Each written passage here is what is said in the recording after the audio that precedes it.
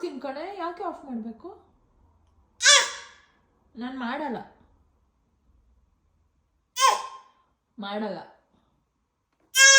ನೀನು ಕೋಪ ಮಾಡಿಕೊಂಡ್ರು ನಾನು ಮಾಡಲ್ಲ. ಏನು ಏನು ನನ್ನ ಟಿವಿ ನನ್ನ ಇಷ್ಟ.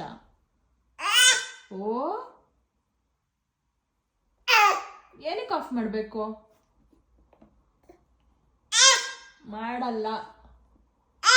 ಮಾಡಲ್ಲ ಕಣೆ.